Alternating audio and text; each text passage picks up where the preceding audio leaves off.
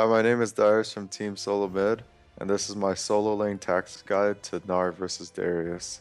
From levels 1 to 2, your early game is really rough as Gnar no matter who you're playing against. So you just want to farm and trade with your procs and just try to survive. From level 1 to 2 for Darius, he generally starts Q, but if he's against Gnar, he'll go E next. Every time you get into range of him, he's going to E, auto attack you, and then Q.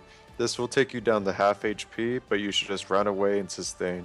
From levels 3 to 4, the game gets slightly easy for you because you now have your E to jump away. This still doesn't mean that you're strong enough to fight Darius, but just farming from a distance with Q and then auto attacking and trading the third procs on W should generally be fine. Every time you build up enough rage, you'll get some health back from Mega Gnar when he reverts to Mini Gnar, and you can gank around this time, but it's preferred not to. From levels 5 to 6, if you haven't died into the lane yet, that means you're doing pretty good. If you're only behind 10 CS, that's also very good. At level 5, your Q starts doing more damage, and when you're nearing towards 6, you can ask for jungler ganks on your Mega Gnar. Ganking for Gnar in Mega Gnar form at level 6 is very powerful because you can CC enemy top laners or junglers for around 3 to 4 seconds. This will allow you to win the fight depending on how healthy you are, and this is when you're going to slowly ramp up to getting your level 7 to 9 power spike. For playstyle on Gnar, once you get out of laning phase, it becomes a lot easier to do things. You just run around throwing Qs everywhere and harassing and building up your Mega Gnar. Make sure to not build up Mega Gnar too fast at certain timings before Dragon.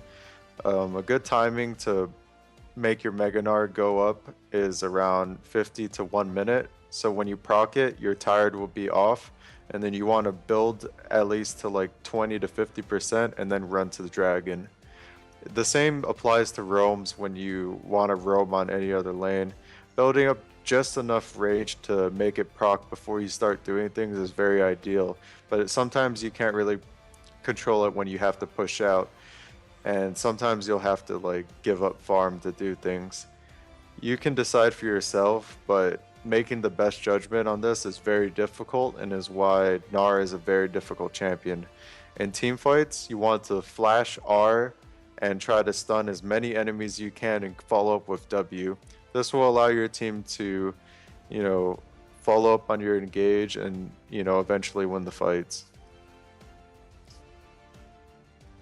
For runes on Gnar, you generally want to go enough AD and reds until it's 5.6, and then the rest attack speed. Also, you want to go attack speed quints, flat armor yellows, or armor per level yellows, since it doesn't actually matter if you have flat armor or not. And then for blues, you want to go CDR per level. The reasoning for this is later on in the game when you're around level 9 and your CDR goes up, your Q does a lot of sustainable damage since you can throw it out like every 3 seconds.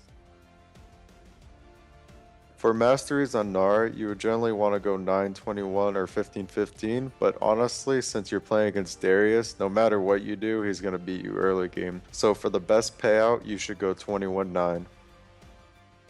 For skill order on Gnar, it's really a rough call early on. If you're double jungling, you want to start W and then Q, but the problem is you won't have E to run away when Darius hits level 3. So sometimes it might be better to start Q and then double jungle and then go E second as you go into lane so you can at least farm. But then you run into the problem of not doing enough damage to Darius if you get a gank, so it's all really different. But standardly you want to go Q and W and pray that they don't capitalize on the level 1 to 2, and if they do, you want to hit them enough and then try to sustain and try to live.